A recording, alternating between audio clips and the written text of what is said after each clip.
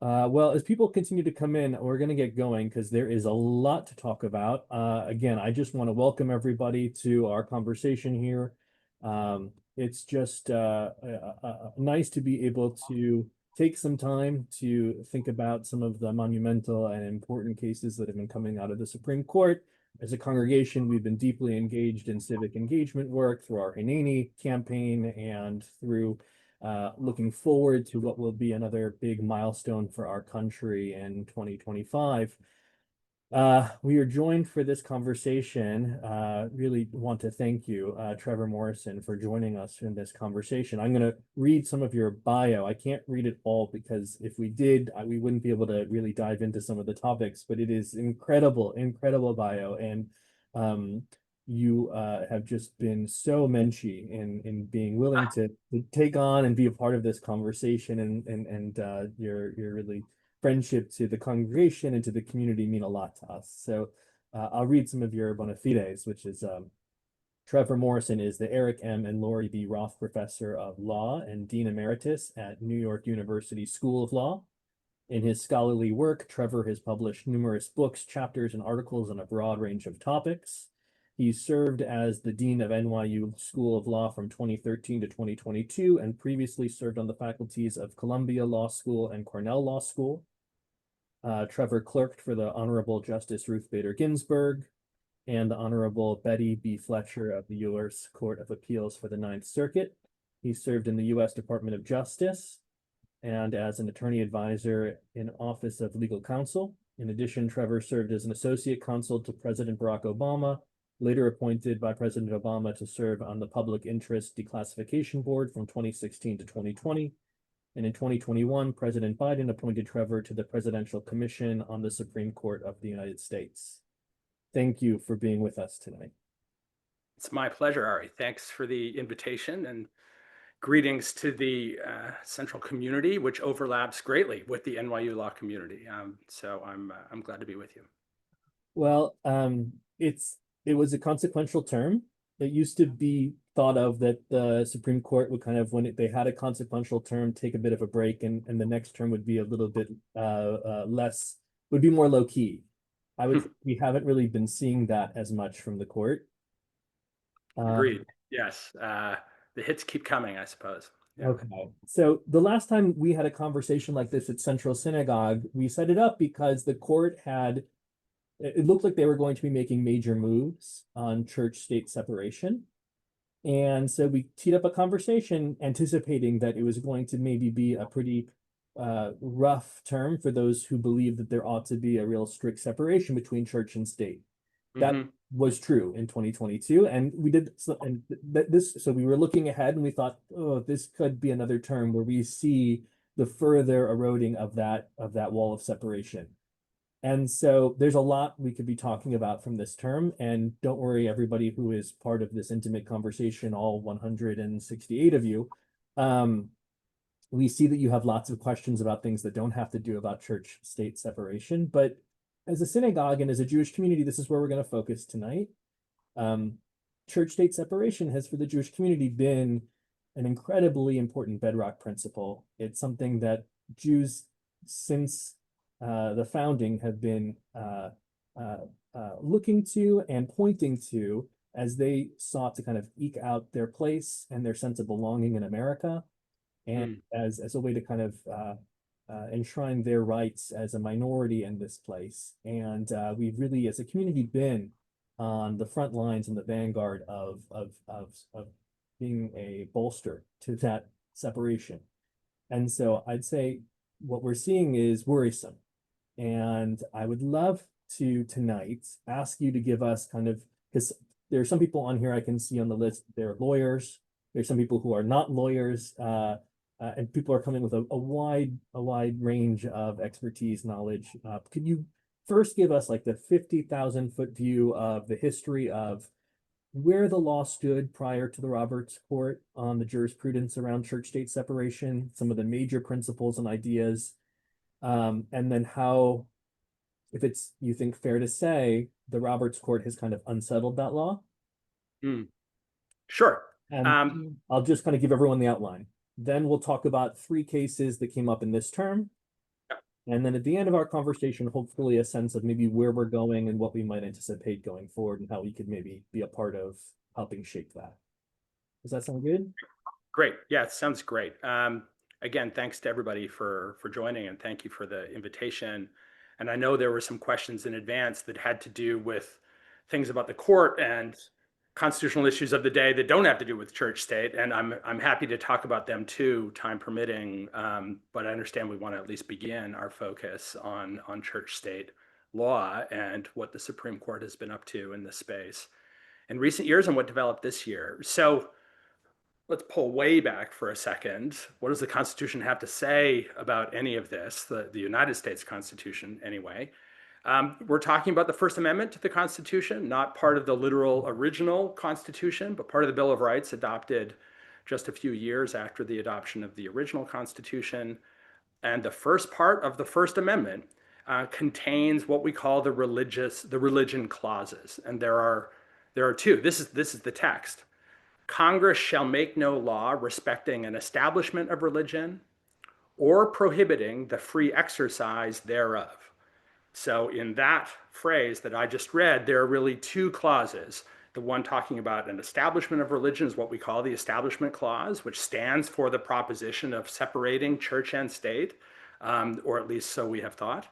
And the other, prohibiting the free exercise thereof, is the Free Exercise Clause, which stands for the idea that there is an individual right to practice one's religion, and the state may not interfere with that. So these are not the same rights. They both deal with religion. One is thought to be really stating something about the extent to which the state might endorse or involve itself or encumber or entangle itself with religion. And the other is about the state's obligation to respect individuals' free choice to practice their religion. It's possible, indeed frequent, that ideas about these two clauses could conflict with one another. To talk about the scope of the Establishment Clause, that is, what it says the state can't do when it comes to entangling itself with religion, is already to begin to talk about, well, what does it mean for the state to respect individuals' rights to practice their own religions? These are not the same right, but they seem to exist in some kind of symbiosis, and scholars have devoted many, many pages to trying to theorize a relationship between these two. I think everyone agrees that the Supreme Court has not done a good job of articulating an overarching theory of the relationship between these two, and so there's been tension. There's always been tension in this space. For those really carefully paying attention to the text, you might note I said that the First Amendment reads, Congress shall make no law respecting an establishment of religion, which means that the religion clauses, as originally framed and understood, didn't apply to the states at all. And in fact, there were some states at the founding of the Union that had official religions as a matter of at the state level, not the federal level. All of the Bill of Rights was understood originally only to give individual rights to individuals as against the federal government and not as against the states. It wasn't until the end of the Civil War and the adoption of what we call the Reconstruction Amendments, the 13th, 14th, and 15th Amendments, and then the Supreme Court's interpretation of those amendments, that over time, really in the 20th century, both of these religion clauses came to be understood to be equally applicable against the states as against the federal government. There are some dissenters from that view. Justice Thomas on the current court, for example, has defended the idea that the Establishment Clause perhaps should not apply to the states at all, so that New York should be allowed to establish an official religion, for example, and New Jersey maybe establish a different official religion. That is not where the court's doctrine is, and I don't think it's where it's headed anytime soon. So we think of these clauses as governing states as well as the federal government. Can you give us just like an example of when these things might exist in tension, just to make it concrete? Sure. Well, this is something we'll come to, but maybe we can put it on the table right now. For a long time under the court's cases, it was thought that what it means to respect a separation of church and state was to say that state funds could not be used to fund the operation of a church or a religious organization. So this would have implications for whether, say, a state could provide funding not just to a the worship services of a religious organization, but to religious schools. The Supreme Court held in the 1940s that if it had a general program to subsidize people's, parents' costs of transporting their kids to school, just in general, then those funds could be available to defray parents' transportation costs for sending their kids to a religious school just as much as to a non-religious private school. That's in a case called Everson. In the modern period, the court has held, as a matter of the Establishment Clause, it's perfectly fine for a voucher program that would give parents vouchers as an alternative to sending their kids to state-funded public schools. They have vouchers to pay for private school education, that those vouchers could be used for religious education, as long as it's the parents making the choice to allocate those vouchers, as opposed to the state deciding that those dollars will run to the religious school. But then more recently, even after that decision, some states said, great, we're going to have voucher programs and we're going to allow parents to use vouchers to pay for religious private education as well as secular private education. But of course, some states decided we don't want to do that, and we're going to reserve our voucher program to be available only to fund secular private education. And they did this out of a concern for maintaining a separation for church and state.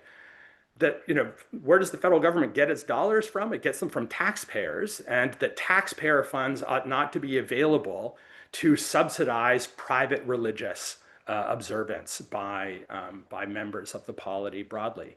And so some states, even after the Supreme Court said it would be okay as a matter of the Establishment Clause, they said, but basically we are going to enforce a more robust separation of church and state than the US Supreme Court in the 21st century says is required. And in the main, states are allowed to do that. They're allowed to enforce individual rights under their own state constitutions more robustly than the US Supreme Court would enforce an individual right under the US Constitution. This happens in other areas of constitutional law all the time.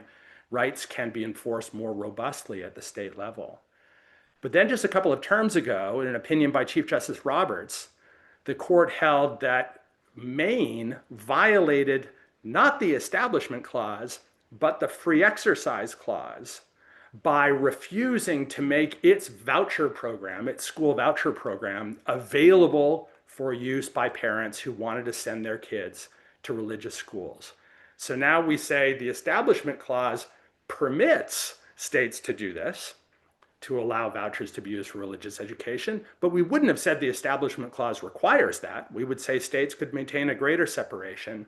Now we have the Supreme Court saying, not quite saying this explicitly, but coming close, well, if the Establishment Clause doesn't prohibit vouchers, meaning it's not an impermissible mixing of church and state as a matter of the Establishment Clause, then we say the free exercise requires that vouchers be available. And so that's the way that these two clauses can be understood to be maybe mutually reinforcing, or maybe one bootstrapping on the other. I don't mean to say that the Supreme Court is unanimous on this issue at all. There were vigorous dissents in that case. And one of the three cases from this term that I think we're going to talk about is really about an extension of that decision in the Maine case from a couple of terms ago, moving from voucher programs actually to charter schools. But that's to come, I think. Any other kind of bedrock principles that would be helpful to somebody who's maybe diving in for the first time in these waters with us before cases? So apologies if I've already been overly technical. Maybe just to turning back to the Establishment Clause itself, what does separation of church and state mean? Even though, as you've previewed, Ari, we're in a period where the Supreme Court seems to be permitting there to be less separation of church and state than we have perhaps historically expected, certainly than we have historically expected. I think we can still identify some things that are obviously out of bounds and that are not going to change anytime soon, I think. So for example, I think it's clear that the government can't compel attendance of a church. can't compel individuals to attend a church or any other religious institution. It can't compel individuals to directly finance a church or another religious institution. Although I just talked about the free exercise clause effective requirement that taxpayer dollars be made available, but that's maybe different than saying that you or I just have to write a check to Church X. Okay. The government can't allow a religious organization acting in its religious capacity to exercise government power. That's one of the core ideas about separating the church and state, is that the power of the church ought not to be one that can be wielded as state power, that we mean state power to be separate from that. Now, these cases are blending that, but literally to allow, a bishop to become the Secretary of State and to act as a bishop while being the Secretary of State, I think everyone agrees would violate the Establishment Clause. But beyond that, there's lots of disagreement. In 1971, a long time ago now, that's the year I was born, the court decided a famous case called Lemon versus Kurtzman, which said that the court held there that states can't directly fund private religious schools as a matter of the Establishment Clause, that would violate the separation of church and state. And in reaching that holding, it gave us a test. It said in order to figure out whether any given law or any given government action is consistent with the Establishment Clause, we have to say, first, does the law have a secular purpose? It can't have a religious purpose. We're separating church and state. The law must have a secular purpose. Second, its principal or primary effect, the effect of the law, must be an effect that neither advances nor discriminates against or inhibits religion. And finally, the law must not lead to what the court called excessive entanglement with religion. Now, this was the test that I learned when I was in law school in the 1990s, and it was the test that the court operated under for a number of decades. And it was not perfect. No court test is ever perfect. And it had its critics, but by my lights, it got the idea of maintaining a separation between church and state more or less right. This was still the test that governed when the court first said that school voucher programs can be available to parents who want to send their kids to religious schools without violating the Establishment Clause. So you could get to the voucher outcome, even under the Lemon test.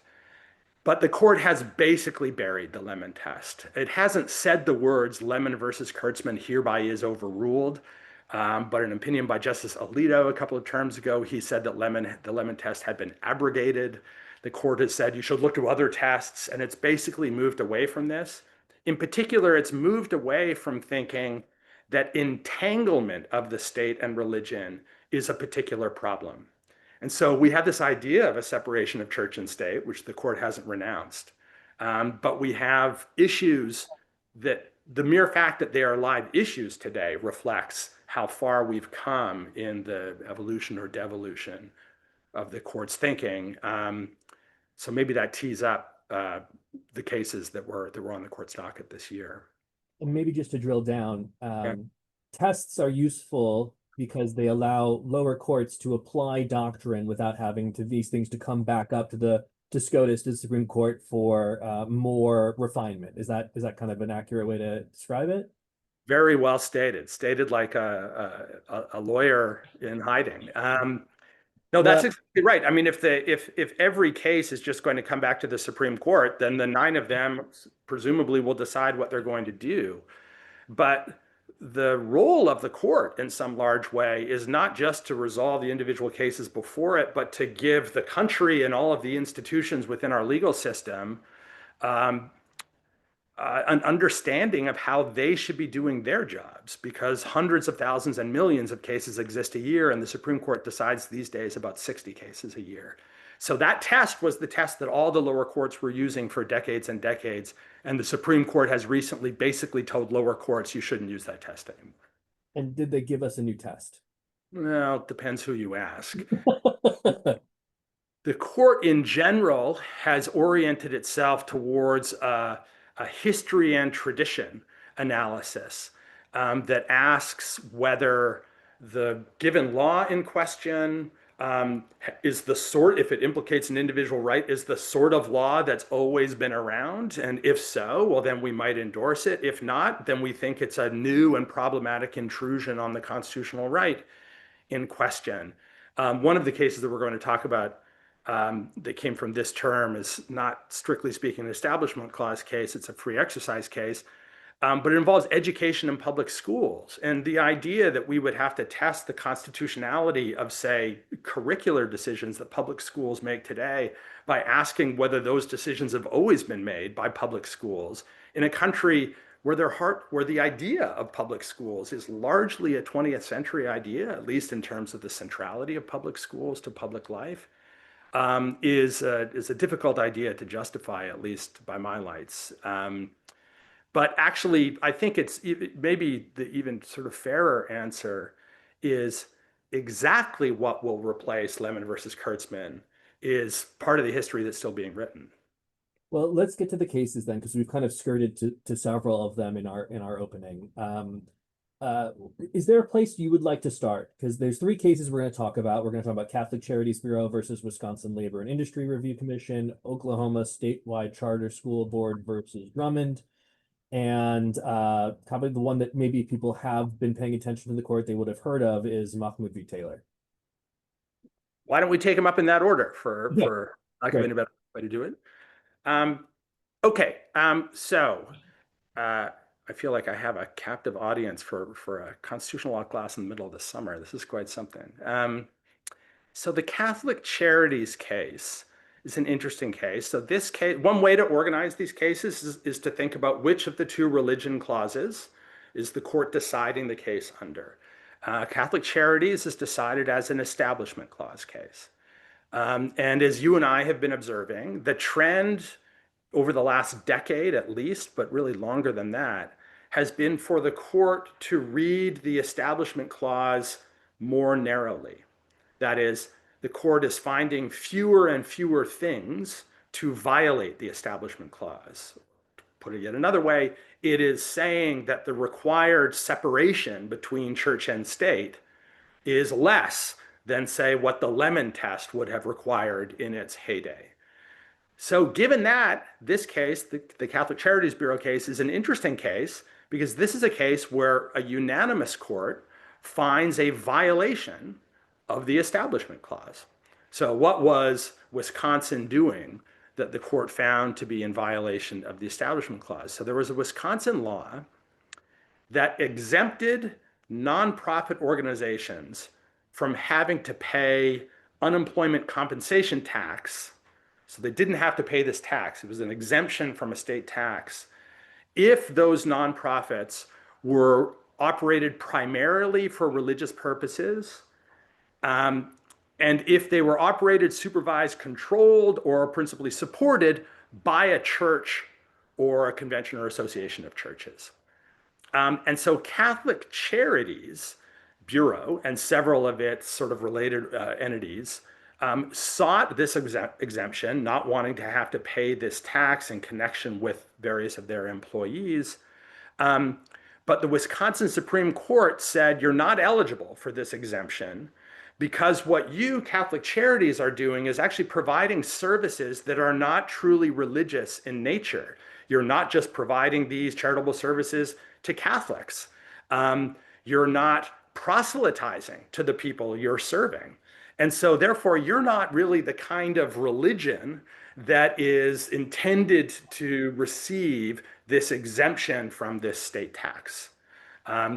That's the Wisconsin law was interpreted by the Wisconsin Supreme Court that way to deny this benefit. So Catholic Charities Bureau goes to the United States Supreme Court and they say establishment clause violation. Now you might think, wait a minute, this is just granting tax exemptions or not to certain entities. It's not like Wisconsin just made itself a church. And it was actually offering this exemption to lots of different religious organizations. It was just basically saying, even though they've got Catholic in their name, Catholic Charities Bureau and what they're doing over here with their charitable work, they're not really operating in a sufficiently religiously way. And the Supreme Court, in an opinion by Justice Sotomayor, interesting, Justice Sotomayor finds the Establishment Clause violation for a unanimous court. She says that what you said about not really operating in a sufficiently religious way, that's the Establishment Clause violation. Because one of the things the Establishment Clause has always been understood to prohibit is to say that the government may not officially prefer one understanding of religion versus another. And so what they were basically, what the court was saying that Wisconsin was doing is basically saying that Catholic Charities are not Catholic enough. That they need to proselytize. They need to practice their religion in a particular way in the course of carrying out what they understand to be their religious mission in order to be entitled to this benefit. And that is not the state, adopting Catholicism as its religion, but installing itself as the judge of the legitimacy of a set of religious practices. And that is kind of like causing the criteria of religious legitimacy to become a matter of state law, and that violates the Establishment Clause, said Justice Sotomayor. Not a close case as it came to the Supreme Court. The justices these days on constitutional rights issues are rarely unanimous. They're unanimous on, ERISA issues and other things. No offense to ERISA lawyers in the audience. But they're rarely unanimous on any kind of First Amendment case, but they were here. Now, if you view this from the standpoint of let's keep the state out of the business of sort of ranking religions and seriousness of religious practice or something like that, it seems like, I think, an obvious and unalloyed good decision, well decided by the court. There are going to be some implications that people may have other feelings about. Right after deciding this case, the court, with regard to another case that was pending up at the Supreme Court, did something called a GVR, which means it granted certiorari, that's the G, it vacated the decision below, that's the V, and it remanded the case for further consideration by the court below, GVR. And this was a case that had been decided by the New York Court of Appeals, so it's a New York case, which involved an arguably similar law. New York, as a matter of state law, generally requires employer-provided health insurance plans to cover access to reproductive health care, like abortion services. But there's a religious exemption written into the New York law. But the New York courts, so religious employers are not required to provide health insurance that would cover abortion services. But the New York courts have interpreted that exemption narrowly in ways that are arguably quite like what the Wisconsin courts had done. They said you're not entitled to this exemption unless you're an organization that primarily teaches religion and primarily serves and hires people of the same faith as you. So if you're a charitable organization doing work to help the poor without regard to whether they're a member of your religious community or not, you would not be entitled to this religious exemption from the New York healthcare requirement. And a number of Catholic organizations, principally Catholic organizations in New York, sued to challenge that, not wanting to have to provide health insurance to their employees that would cover abortion services. They lost in the New York courts, but the Supreme Court has sent that decision back down. If you view this simply as an Establishment Clause case, then you might think this case ought to be decided exactly the same way. If, on the other hand, sort of outside the legal doctrine, you view this as a case about access to reproductive health care, and if you favor that as a policy matter, you might be concerned about what might happen in this area of the law going forward in terms of the ability of religiously affiliated employers to claim exemptions from otherwise generally applicable laws, whether they're civil rights laws or here healthcare, or in the case of Wisconsin, a tax exemption. You think that was on the minds of justices as they were deciding this case? Downstream repercussions like that? I don't know that the New York case in particular was, but I would be shocked if these are, what everyone thinks about the current court, these are 9 very smart people, and they've got a bunch of clerks who are hardworking and smart, and they get many, many amicus briefs that tend to do a pretty good job overall.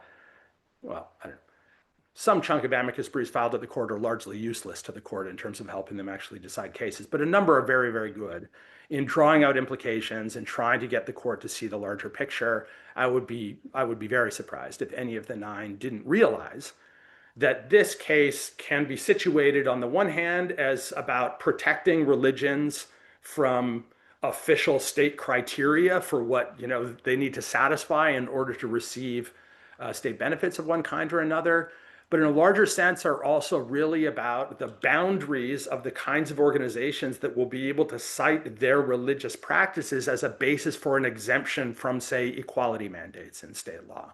And we've already seen, of course, those kinds of issues raised in other contexts over the last several years. And to fast forward to near the end of our session, I think a general issue to be keeping our eye on for the next several years.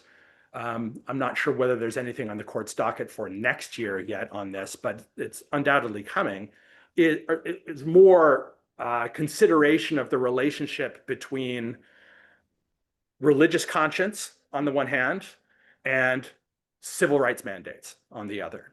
And you could see this case as not yet presenting that squarely, but as tending us in that direction. All right, let's keep that on our parking lot for Sure. where we're going, and where we could kind of see the moves going, because I think you're right. I think the court is often thinking about the next steps, both. Sure. No matter what side they might be writing their opinions or dissents on, they're often thinking about downstream repercussions and what the moves might be that they want to make going down. Yep. Should we go to Oklahoma v. Drummond? Sure. Okay. Sure. So there were a lot of not just folks who follow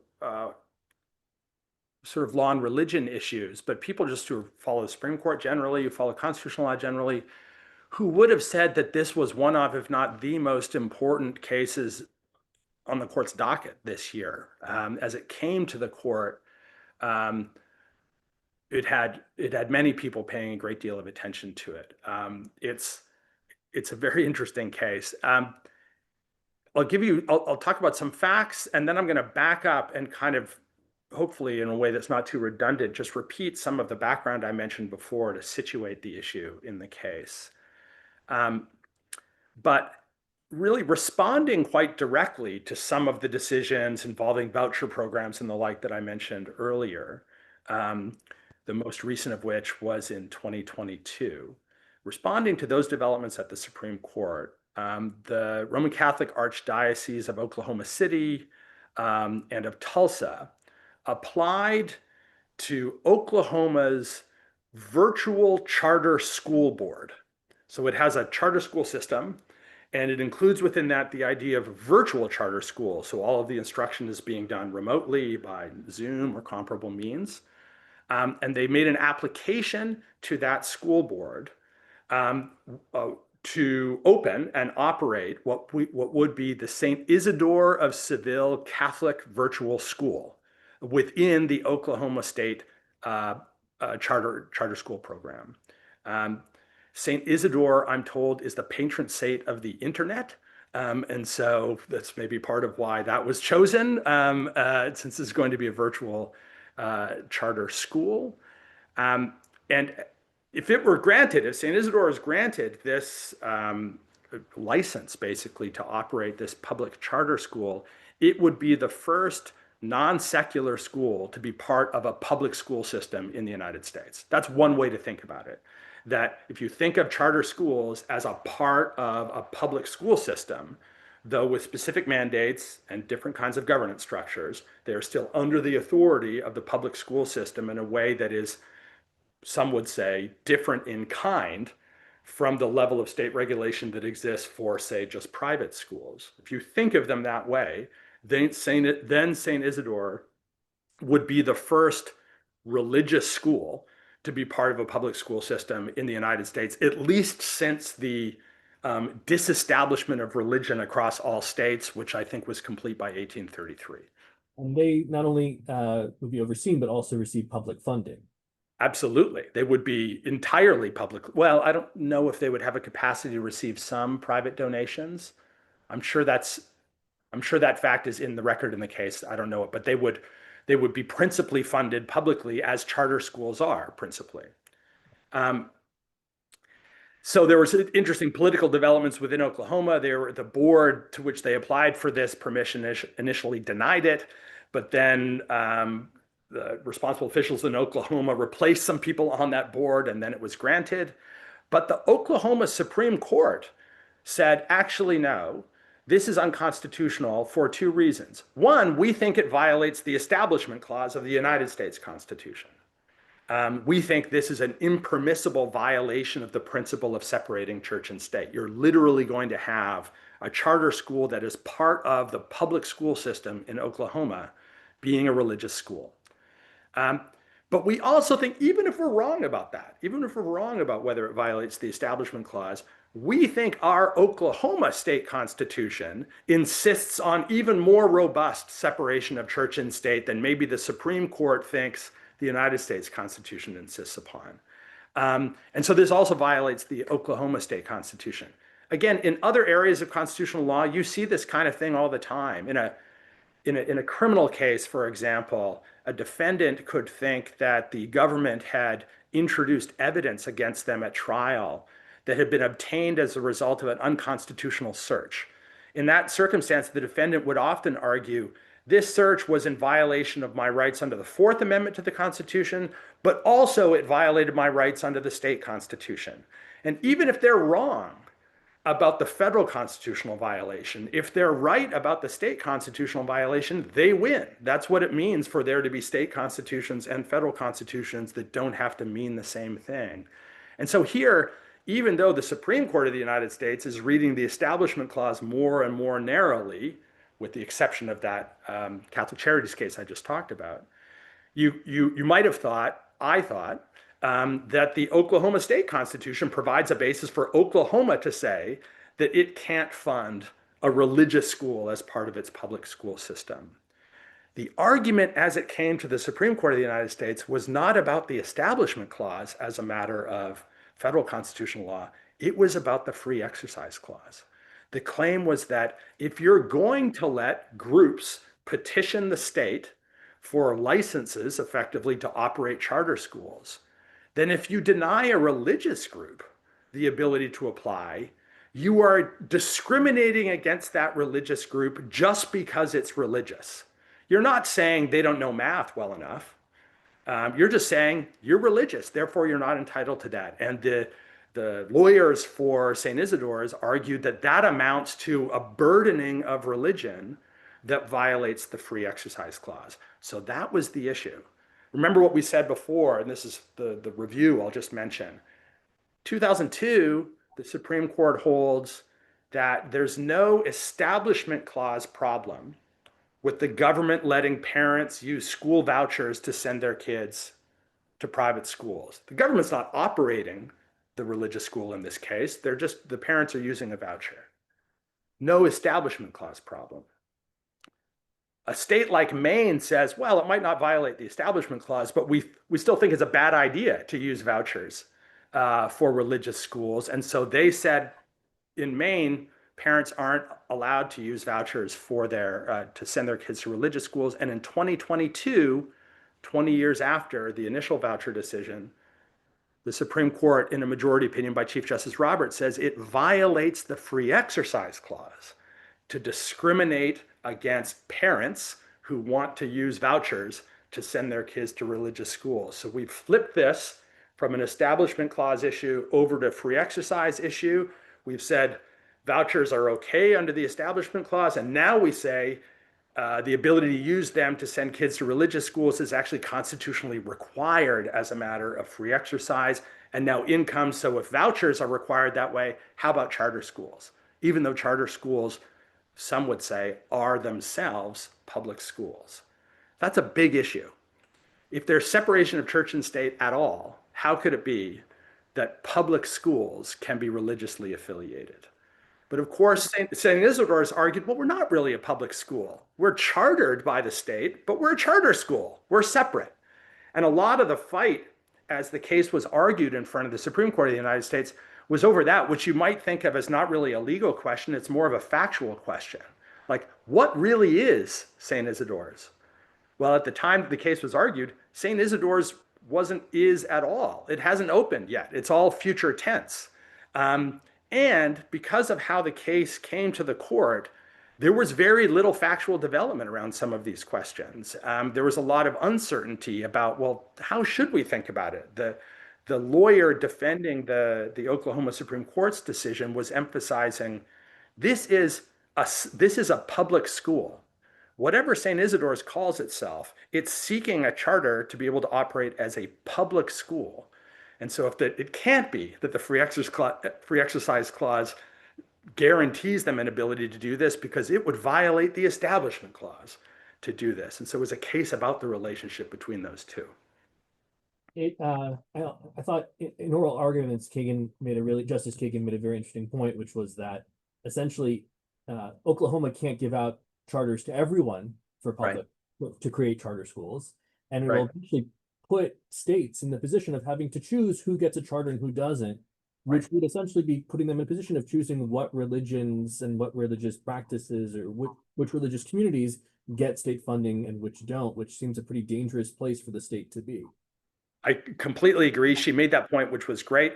And one might think that the very principle that the court just decided, the previous case that we talked about the state not having the authority to set the sort of eligibility criteria for religious legitimacy, would be invoked here. That's an Establishment Clause principle, right? So here again, we see this tension between the free exercise right and the Establishment Clause requirement or prohibition.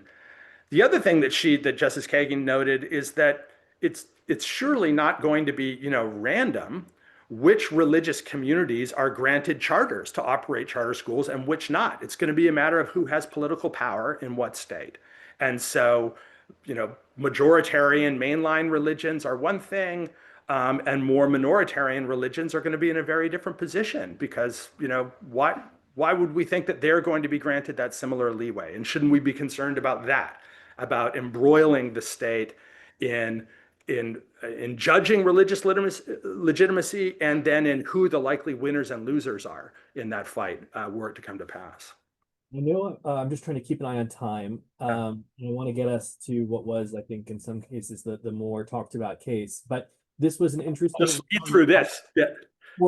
Four, which is not what you usually see, but this is because Justice Amy Coney Barrett had to recuse herself. We don't know why. Right. So this case. What's the poem? This case ended not with a bang, but with a whimper, at least for now, right? We have a 9-member court. We have an odd number of justices for most of the court's history, for a good reason, because we don't want tie votes. But Justice Barrett was recused from hearing this case. The justices don't give reasons in the main when they are recused like that. There's suspicion that it's because she used to teach at Notre Dame, and a good friend of hers is on the faculty, is the faculty advisor to the clinic that represented St. Isidore in the case, at least in the lower court. So that might be the reason. In any event, 8 justices ended up dividing 4-4. And when they are tied like that, the court has a rule. It affirms the decision of the lower court. So the Oklahoma court decision saying that St. Isidore can't get their charter is affirmed, but with no opinion. So the court gives no guidance going forward. It's just called affirmed by an equally divided court. So it resolves this case, but only this case as to these parties. It doesn't resolve the issue at all. And the fact that the Supreme Court was interested in this issue, I think, is enough signal that there will be a similar application, maybe even in Oklahoma, soon to come. And the issue is bound to return to the court. And so all of the issues we've been talking about, I think, are going to have to be confronted by the court. And I think there are at least 4 on the court who are eager to do it.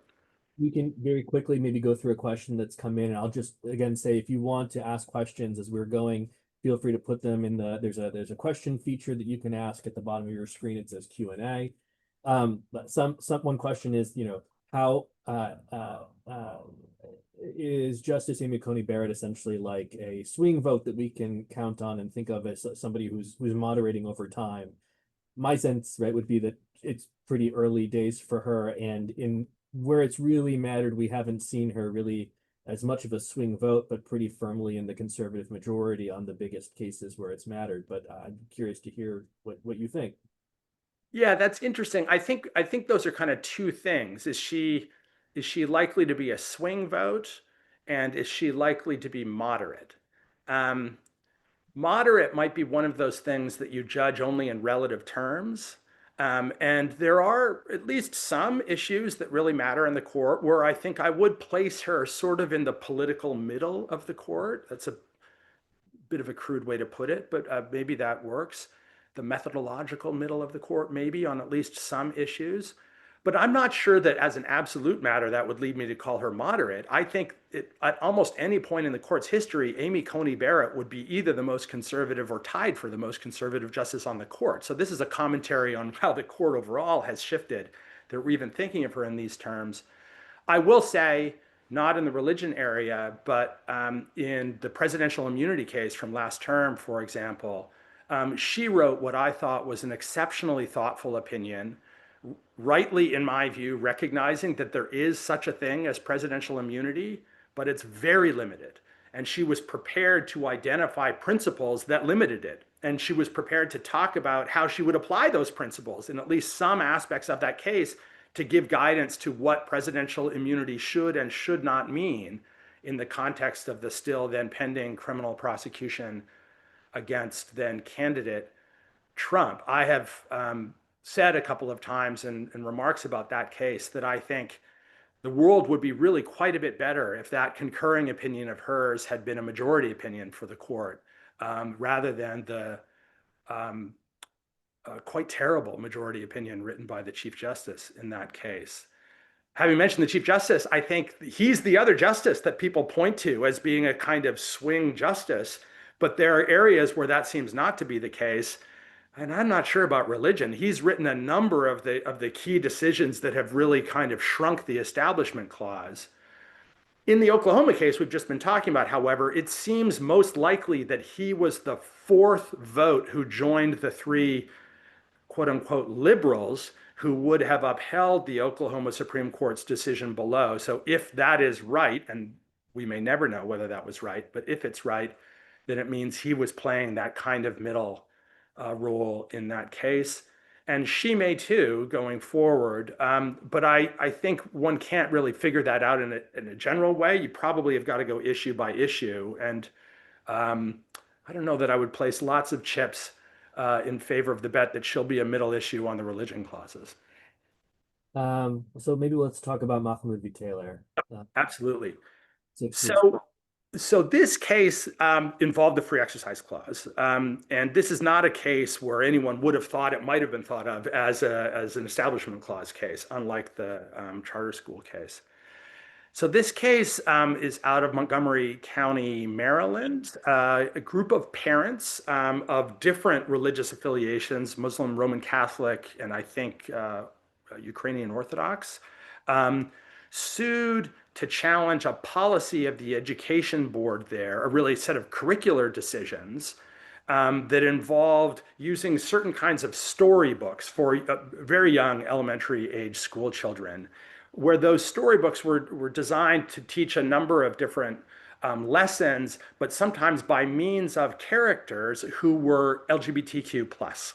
And the claim by the parents is that subjecting their children to the existence of LGBTQ plus people or to the lifestyles of those folks and kind of normalizing those lifestyles through these books amounted to an impermissible burdening on them of their religious practice, that this was inconsistent with their religious faith, and that they, in order for their constitutional rights of free exercise to be upheld, they had to be given a right to opt out, to say, I don't want my kid to have to read that book. So if you're going to have story time with those books, you've got to have some other books for my kids, or you've got to come up with something else.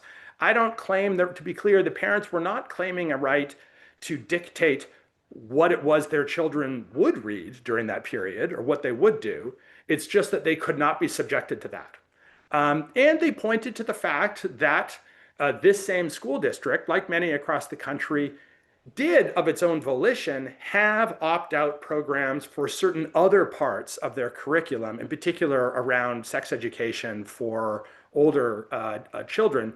The parents of those children could, on religious or other grounds deemed legitimate by the school district, opt out of having their kids be subjected to some components of those parts of the curriculum. And they said, well, we have a constitutional right to an opt-out on this ground. And the Supreme Court agreed here too that the posture of the case was to some worrying. The first thing that the parents sought, this is sort of technical lawyer speak, they wanted a preliminary injunction. They wanted the court, the trial court, before it even decided the case finally, to say, while we are hearing the case, Montgomery County, you can't subject these parents' children to this curriculum. And the district court denied that. The parents appealed that. They didn't wait to sort of develop the case more. The Fourth Circuit affirmed the denial, so holding for Montgomery County. And so the parents took that to the Supreme Court, and the Supreme Court granted review on a case that had hardly any record in it, because there hadn't yet been the full hearings that you would expect to have after full litigation. Now, this raises a whole other complicated issue that is a big issue of debate among lawyers and Supreme Court watchers these days, which is what to make of the Supreme Court when it takes cases at very preliminary postures, sometimes on what people call its emergency, or my friend Steve Laddick calls its shadow docket, and issues sweeping decisions having potentially huge implications for the entire country, but often on a rather threadbare record. I'll just set that issue aside, but I'll note that it was a part of the case. Justice Alito, writing for the court, said that this was clearly a significant burden on the free exercise rights of these objecting parents, that it was interfering, was substantially burdening their ability to raise their children according to the tenets of their religious belief. And therefore, that in order for Montgomery County to be able to justify this, they would have to withstand what's called strict judicial scrutiny. It's not that there's an absolute right here, but the state is going to have to show that we have the most compelling reason and that we are burdening the right only as much as absolutely necessary to pursue this compelling reason. The court said, actually, we agree, you have a compelling interest, those who are responsible for running a public school system, in being able to organize a curriculum in a way that, and to run a school day that's not unduly disruptive, that is conducive to students' learning overall. But we think that this denial of an opt-out option for these parents is not narrowly tailored to that end. The fact that you have opt-outs in other parts of your curriculum is enough proof for us that you could do it here too. So that means that this is unconstitutional discrimination against these parents and their free exercise rights. The key precedent in many ways that the court relied upon is a case from the early 1970s called Wisconsin versus Yoder that some of your community members may have heard of. This is a case that involved a Wisconsin law that required all children to attend public school up to the age of 16, and a number of Amish parents objected. And they said, if we have to send our kids to public school up to age 16, it will be impossible for us to live up to our religious obligation of teaching, inculcating in our children the beliefs of our religious practice. We actually need them home during the school day, starting at a younger age, I think 13 or something like that, in order that they start to play the roles that our religion says they must play. And Alito and the majority said, well, that's sort of the same as here. The parents are saying that this is interfering with their ability to raise their children consistent with their religious beliefs. It's a 6-3 decision. Justice Sotomayor writes the principal dissent, and she says this case has nothing to do with Yoder. You know, the school district is not saying that the parents, it's not imposing any limits on what the parents can teach their kids when they arrive home from school. And the school is also not requiring that the children believe any particular thing about these LGBTQ plus folks who are appearing in the storylines of their books.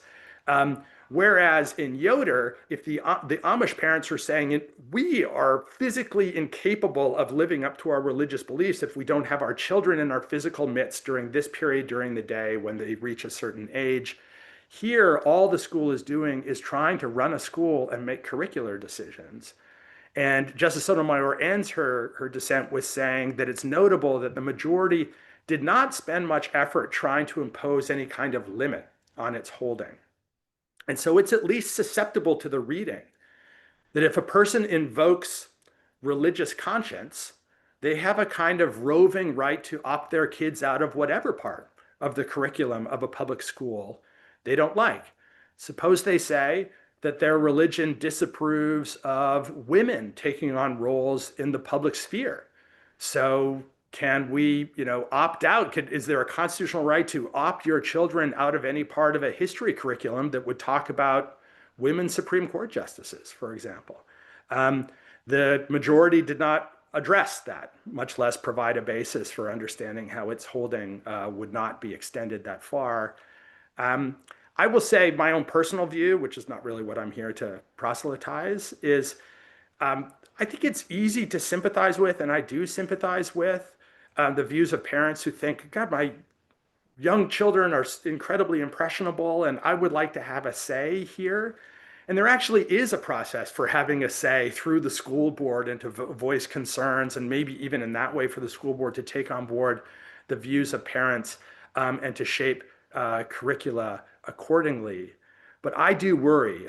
My dad spent his career as a public school teacher, and were he here to hear about this case, I think he would be worried just about practically about the ability of a school, a public school, to make curricular decisions and serve a diverse community, which is what Montgomery County is.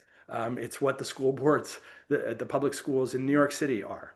And so we have not heard the last of this decision. I think it's going to be invoked in a lot of follow-on litigation, and we'll see how far the court is willing to go with it. Some of this feels as though the court has taken the free exercise clause and used it as a way to kind of flip a Christian majority as a victim. And you use that to claim we are being persecuted against, we majoritarians, by the secular majority. And they kind of have sort of made this logical, this attempt at kind of a pivot to make themselves into a sort of beleaguered, threatened body when they are in fact the majority religion of America, and eroding the things that protect real religious minorities in America. Yeah, I can see how one could see it that way, and I think there's some force to that analysis. I will say in a case like Mahmood, I think I don't know the backstory, but it looks to me like quite a savvy strategic and tactical choice to have the parents who were suing there be from a range of different faith backgrounds, that not all of which we would call majoritarian, certainly. One of the parents is Muslim, for example, another Ukrainian Orthodox. The other is, I think, oftentimes the free exercise claims that are being asserted here, and in some cases being vindicated by the Supreme Court, are, yes, frequently brought by members of the Christian community writ large, but often not a part of the Christian community that, let's say, certain mainline Christians would regard as the majoritarian part of that. So this is, I think there's a kind of two-edged aspect to that as well. But the general concern is certainly right. I think you're right in everything you said, but the concern here that the court is turning, intentionally or not, the free exercise clause into not simply a shield, but a sword to undermine the ability of the state to do what the state is supposed to do, to deliver secular public education, to protect the equality and civil rights interests of all. That if I would think of the core of the free exercise clause as a shield, not a sword, to protect people's religious practices, be they majoritarian or minoritarian, from bias and animus from the state. But now where a state is wanting to act in the interest of the greater community, to facilitate equality norms that, as you know, as we all know, are important and difficult to pursue in a diverse community, as a way of opting out and therefore potentially undermining those norms in a more general way, that becomes hugely concerning, whether it's being done, frankly, by someone on the fringe of a religious community or more at the center of it. And that's not new to this year. It's not new to the last few years. This is a question I think we've seen percolating and really invited by the direction that the court itself has taken on these issues over the last period. We only have about 15 minutes left, and I want to make room for questions that have come in, but I'm wondering if you might, before we do that, give us just a sense of the direction you think we might. I mean, you've already done it in some of these ways, but maybe just very concretely point us where you think this court might be going with these doctrines, what you might see. And you can't obviously foretell what cases are going to bubble up, but they are a group of people who get to choose what cases they hear. Right. They get to kind of pick a direction for themselves, and you know, as much as they can wrangle themselves together as a unit. Indeed. What you think we might see, and what those of us who care might do, because so it's like we cannot really do much about or for. Yeah. It's hard to predict exactly what the court might do, of course, but I think a case like the Oklahoma case, as I say, so that kind of sputters out because of this 4-4 problem, but it's clear that the court is interested in that issue. So I will be very surprised if even just 2 or 3 years from now, there isn't another vehicle for the court to take up that issue. And there's a reason that so many people were paying attention to that case and that issue while it was on the court's docket this year. As I say, if a state's publicly chartered charter school system can contain out and out religious schools, then it's hard to know what we mean by separation of church and state. I mean, to put my cards on the table. So what is that? That's a continuation in the direction of shrinking the domain of the Establishment Clause in the name of the Free Exercise Clause. The case, you know, if that issue comes back up, it's not going to be decided as an Establishment Clause issue. It'll be decided as a Free Exercise Clause issue, one way or the other.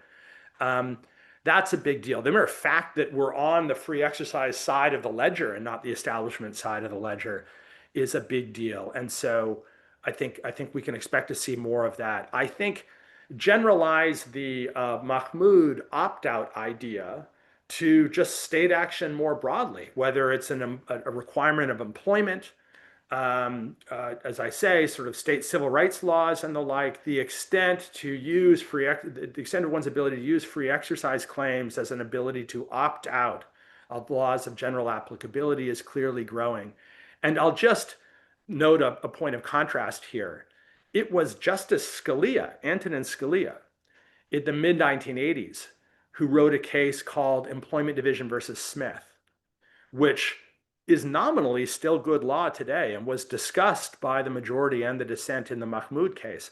Employment Division against Smith was about refusal to grant, I think, unemployment benefits to certain members of a Native American community in Oregon because they had been determined to have taken peyote as part of a religious practice. And they said, yeah, but that's part of our religious practice. That violates actually our religious ritual to prohibit us from doing this or say we can't receive state benefit if we do this. And Scalia said, that's a law of general applicability. That's not singling you out because you're a Native American practitioner of a set of rituals that include ingesting peyote. These are just state drug laws and they're being applied generally. And so it doesn't even trigger heightened judicial scrutiny. Go from there to the parents in Mahmood.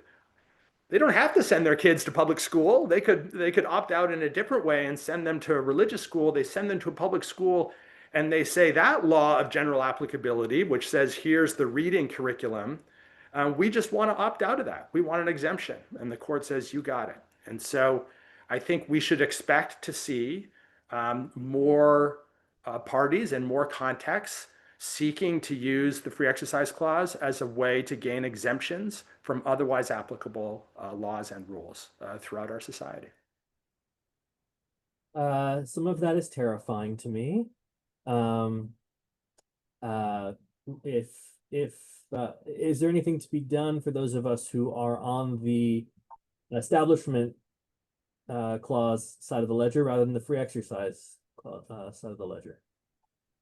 I think I was mentioning before, in big cases, the Supreme Court gets lots of amicus briefs. And when I was clerking at the court, the justice used to have us put them into piles. And always the biggest pile was that you don't even need to bother reading these because they're not really adding anything. That having been said, there are areas of the law where I think the court would benefit from hearing from voices that I don't know that they hear from frequently enough, or maybe they don't listen to carefully enough.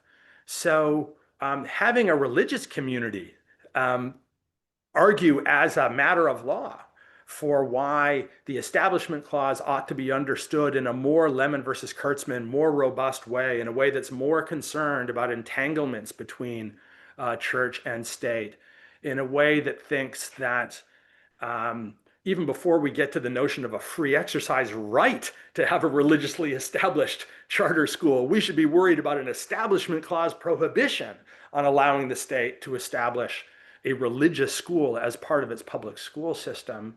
Um, I'm worried that and I don't know the overall topography of the diverse religious communities well enough to say what I'm about to say, but I am worried that the religious view is being understood by at least some members of the court in a kind of monochromatic way. And I think participating in the public debate, as I know the central community does in an incredibly important and consistent and vociferous way.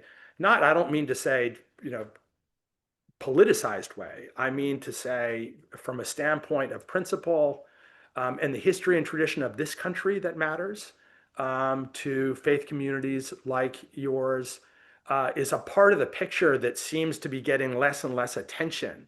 And I'm worried that you hear people like Justice Kavanaugh at oral argument, and I don't mean to single him out, but in the Oklahoma case in particular, he was articulating a viewpoint or a few points that just seemed to be imagining the religious entities whose interests he had in mind in an incredibly, as just a small fraction of everyone who would have a kind of religion-based interest at stake in a case like that. And so raise your voice. Thank you. Can I pepper you with a bunch of questions that have come in and you can decide what you want to do with them? Sure, sure. I'll start. I can actually group a bunch of them in a few different topics. And now I know, thank you everyone for your patience. People have existential worries about some of the things they've seen happening at the court. And I see a bunch of concerns. I'll broadly group them under I'm looking over here because that's where I have the questions. I'll Sure. kind of group them under presidential power, the court seeming ready and willing to cede an incredible amount of power and deference to a unitary executive and executive power. Into that is Congress's seeming absence to wrest any power back to itself. And coupled that with sort of also to people talking about, I think also this sort of imperial judiciary where the Supreme Court seems to view itself as maybe the most powerful branch of government, maybe not even branch, maybe just itself, and not district courts or appellate courts underneath it. Great. Yeah, those are great questions. So we could devote a whole evening to any one of them, but some quick thoughts. This is an unprecedented time. There's no reason to pretend otherwise. I am, as anyone who knows me knows, I am generally pessimistic when it comes to the law, the court, etc. But here, I think I find myself being at least a little less pessimistic than some of my colleagues and other court watchers. It's for sure going to be the case that over the course of the next 12 months, the court has already weighed in various ways, but mostly preliminary, non-final ways on a number of issues of presidential power that matter. And there are some issues where what the Trump administration is up to are things that the court was always going to say are perfectly constitutional. The court was going to change doctrine to say that. But it's not surprising to me that Trump is starting to fare very well when it comes to his power to remove officials within the executive branch and even to carry out widespread firings. The removal question has to do with a particular area. It's an aspect of the unitary executive, but the Supreme Court during the Obama administration, the first Trump administration, and the Biden administration has been sending signals for a long time now that it thinks the right way to think about executive power is that presidents need basically unfettered power to remove anyone who is presidentially appointed, at least, and it may extend beyond that too. There's a key precedent called Humphrey's executor, and the Supreme Court is going to overrule Humphrey's executor. It may do it as soon as this fall. It's already signaled the likelihood that it will do so. People who follow this issue, that particular issue, are likely to say, what about the Federal Reserve? You're right to be worried about that. If the president had the unilateral authority to remove Jerome Powell and not just to criticize him every hour of every day, then that could have really significant impact, not just on US markets, but on markets around the world, because the idea of a politicized Fed would mean that the monetary policy decisions the Fed is making cannot be trusted. And that is a very scary prospect. The Supreme Court has already made it clear, in my view, that it's not going to expose the Fed to the president's unilateral removal power, even though if it overrules Humphrey's executor, it will have no principled ground for exempting the Fed. It sort of made up some notion that maybe the history of the Fed makes it different. That's a terribly poor argument on inspection, but that doesn't matter. From a kind of real politics standpoint, I'll be maybe a little more blunt than I usually am here. Sufficient members of the court have publicly announced that they are willing to embarrass themselves as hypocrites on this issue. And sometimes hypocrisy is good. And so they're granting the president unfettered removal power, except when it comes to the Fed. And I think that's where it will land. On other issues, I think the court, I'm quite bullish that the court is going to identify limits on presidential power and enforce them. I think Trump is going to lose the birthright citizenship case when it ends up at the Supreme Court on the merits, just as one example. In the kind of remaking government, like slashing the size of the education department, et cetera, I think it remains to be seen. He is claiming to exercise that authority consistent with applicable law. And that's why these last few decisions of the Supreme Court over the last few days have not had all the liberals in dissent.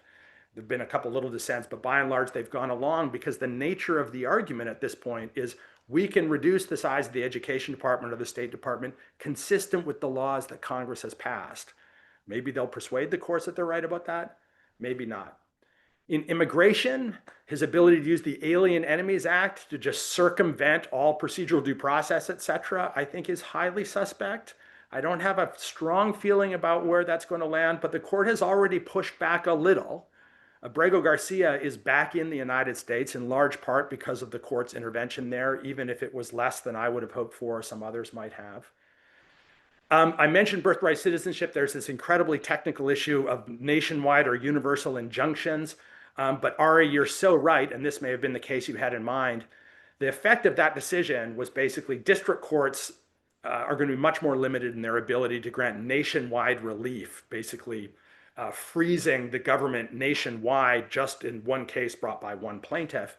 But we, the Supreme Court, can sure do that kind of thing. And so I would say the Trump administration was the second biggest winner in that case. The biggest loser in that case were the district courts, and the biggest winner in the case was the Supreme Court itself. So this is a period where the court is going to hand some wins to Trump, but it seems to matter to the court that it reassert its position as supreme even over the executive branch when it comes to the cases it decides. In that universal injunction case, it was Justice Barrett. she emphasized quite notably in her majority opinion repeatedly that the lawyer for the Trump administration, the Solicitor General, had assured the court that they would, of course, adhere to not just the judgments, but the opinions of the Supreme Court.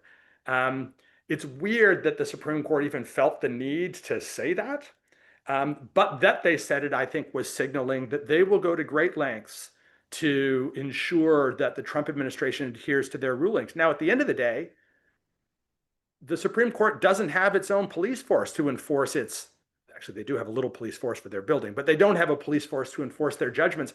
They rely on the executive branch to enforce their judgments. So the fact that the Trump administration, as much as it is attacking personally lower court judges in ways that are absolutely atrocious and deserve to be condemned as they have been, it matters that the Trump administration is saying we will listen to the Supreme Court. And I think the Supreme Court is going to use that concession to impose some limits. Maybe not as much as I would want, maybe not as much as some of other of our viewers tonight would want, but some limits on some key cases. This term was not the key term as much as the coming term is the key term. So we'll see. One point of clarification for some comment, and then one last question for you, Ram. Somebody wrote that asking about religious or congregations now being able to endorse candidates. I wanted to clarify that that's not the Supreme Court. That was an IRS ruling. That's right. It didn't come from the Supreme Court. And yes, there are ramifications, and hold that space. This was news to us, and we are working on that.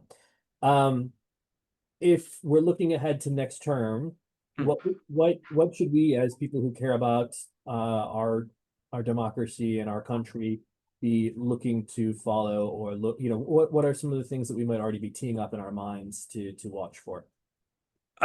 It's a good question. I'm not sure what the lead religion clause case is of next term. In general, as concerned citizens. So sort of on the themes that we've just been talking about, I think it's very likely that the birthright citizenship case makes it back to the Supreme Court. If not this coming term, then the term after, but I won't be surprised if it's there sometime in early 2026 at the Supreme Court. I think that it's probable that some of these workforce reduction, sort of slashing DOGE cases, if you want, will end up there. And I think it's effectively guaranteed that an Alien Enemies Act issue will be before the Supreme Court. So those are among them. Now, there are other areas, just pet issue of mine. The president's order purporting to just suspend the law with regard to TikTok is blatantly unconstitutional. There is no legal defense of that law that gets anything other than a failing grade in any serious law school class. It would be struck down immediately in any case brought by a party withstanding. No case has been brought. And so there are some areas of presidential illegality that require a case in order for the courts to get involved. We don't have a system where the courts can reach out and take an issue just because it is something they think they need to address. So sometimes there are going to be dogs that don't bark like that. But there's the issues around the organization of the executive branch, including impounding of funds or not spending funds that Congress has appropriated. I think there'll be something on the court's docket there. In the immigration space, I think there will be at least one case there, likely around the Alien Enemies Act, birthright citizenship again. We're likely to then have some further jousting over matters relating to election law and voting rights law as we get close to the midterm elections. That seems always to happen. You're going to hear the voting rights case that they didn't hear in full this term, right? Is coming up. I think that's right. Yes. There's a really important issue about a private right of action to enforce aspects of the Voting Rights Act that's going to end up at the court. So elements of our democracy are going to be before the court. You asked about what can be done. And I will just say, I might add to that. You mentioned Congress. The constitutional system that the framers gave us is one that does assume three branches operating. And as Madison said, ambition has to be made to check ambition. And the ambition he was talking about was the ambition of the legislative branch and of the executive branch to check one another. We have not had a system that does what Madison envisioned it would do for a long time. But I think we've reached new levels of a kind of dysfunctional paralysis. And so the other thing that we as individuals can do is prevail upon our elected representatives, is to do whatever we can whenever there's a moment to raise our voice, to insist on a legislative branch that does its job. Because a lot of the excesses, what I view as excesses of the Trump administration, that can't be challenged in court, are typically challengeable by a Congress that takes its oversight responsibility seriously. And so if we're to have a functioning constitutional democracy, we need courts, but we need a Congress too. And right now, we don't really have one. I don't know what fraction of the members of Congress read the big, beautiful bill before voting on it. And perhaps that's not surprising, but we need a legislative branch that cares about its prerogatives. We need a legislative branch that cares about whether its laws are being followed, and we should act accordingly in our interactions with our representatives. Thank you. I want to not take up more of your time that you've really, really graciously given to us. I want to thank you for being with us tonight, for sharing your expertise and your wisdom and your knowledge. I want to thank you for helping us think about what we've just witnessed and what we can see coming forward, and how we might act as better engaged and knowledgeable citizens, which is a 365-day job, and we need to always remember that. I Thank you. want to thank everyone who's joined us, and I want to thank our adult engagement team who helped us bring this night to fruition. Again, just tremendous gratitude to you, Trevor. It's my pleasure. Thank you again for the invitation, and thanks to everyone at Central for joining us this evening. And I hope you all have a great summer. Have a good night, everyone. Looking forward to seeing many of you soon. Bye. Bye.